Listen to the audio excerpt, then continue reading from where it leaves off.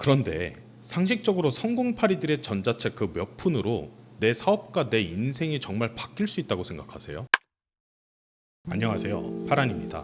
썸네일이 좀 자극적이었다면 죄송합니다. 저는 요즘 성공파리들의 이론 중 하나인 브랜딩 필수 시대, 사업의 성공 방법, 장사 잘 되는 법 등등 요즘 사업이나 자영업 관련 영상과 전자책에서 하는 말들은 대부분의 사업장에선 필요가 없거나 아직 생각할 단계가 아니라고 생각해요. 이유를 말씀드릴게요. 여러분이 어떤 음식점을 방문했다고 해볼게요. 사장님이나 종업원도 친절하시고 인테리어도 반반해요. 그런데 맛이 없어요. 반면에 옆집은 사장님 혼자서 일하시고 인테리어도 좀 낡았어요. 그런데 맛이 있어요. 여러분은 어디를 더 자주 가실 것 같으세요?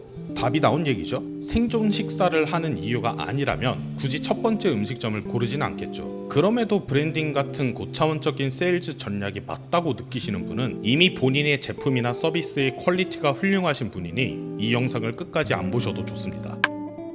사실 썸네일은 과거에 저한테 하는 말이기도 해요. 요식업은 아니었지만 지인과의 동업으로 망했던 사업이 직접 고객을 상대하는 일이었거든요. 실무를 제가 직접 하는 건 아니었기 때문에 어떻게 보면 자영업은 아닐 수도 있어요. 하지만 손님을 직접 맞이해야 하는 본질은 같았었죠. 제 이야기를 잠깐 해볼게요. 업장을 꾸역꾸역 차리고 나서 처음에는 수요가 꽤 있었어요. 소위 말하는 오픈바일 수도 있지만 오신 손님들의 경로가 대부분 온라인 예약으로 오셨기 때문에 전반적인 광고 전략에 성과가 있었다고 생각이 들어요.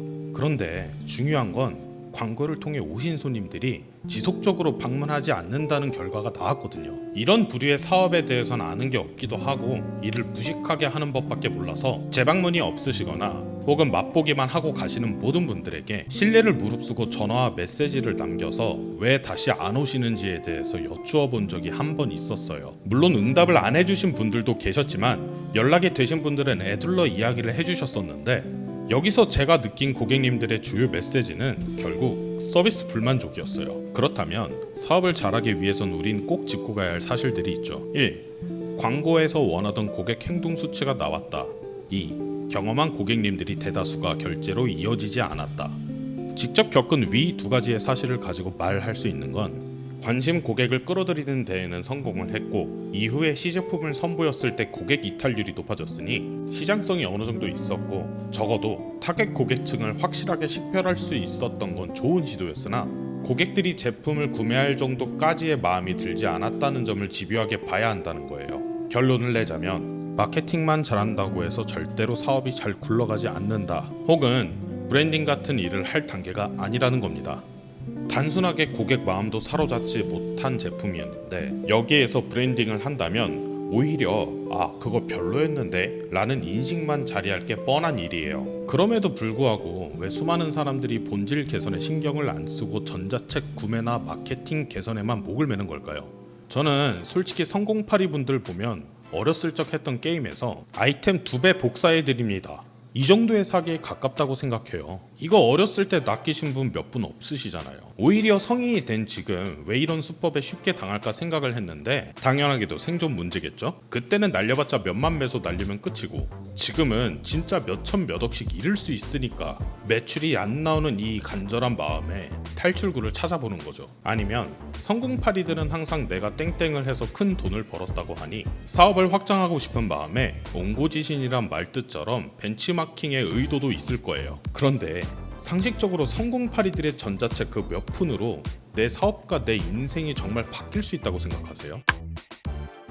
평균적으로 우리가 쉽게 접근할 수 있는 유튜브나 인터넷상에서 나온 이야기들은 일방적으로 전해들은 이야기들이기 때문에 우리들의 개개인의 삶이 어떤지, 각자의 사업체는 어떻게 구성되어 있는지, 심지어는 각각의 장점과 가지고 있는 자원조차도 모릅니다. 한마디로 데이터가 없는 계획서나 다름이 없다는 거예요. 이런 상황에서 요즘 유행하는 브랜딩을 해야 된다, USP 설정을 해야 된다, 마케팅은 이 방법이다 라는 말들이 우리의 사업체를 갑자기 올바른 방향성으로 나아가게 하거나 대박을 치게 해줄 가능성은 확률적으로 낮죠. 개인적 견해로는 브랜딩 같은 고차원적인 개념을 고민하는 시간보단 본질에 집중하는 게 조금 더 맞는 방향성 같아요.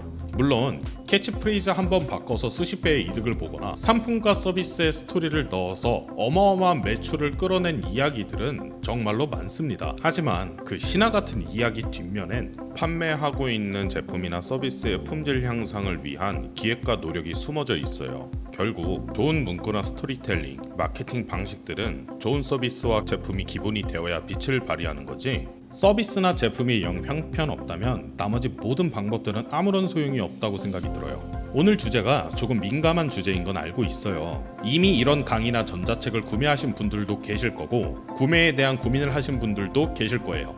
하물며 진짜 구매를 하신 분들 중에 효과를 분명히 보신 분들도 있을 거예요. 그래도 저는 주변에 사업을 하고 싶다는 친구나 지인들이 있다면 이 영상을 그냥 보여주고 싶어요.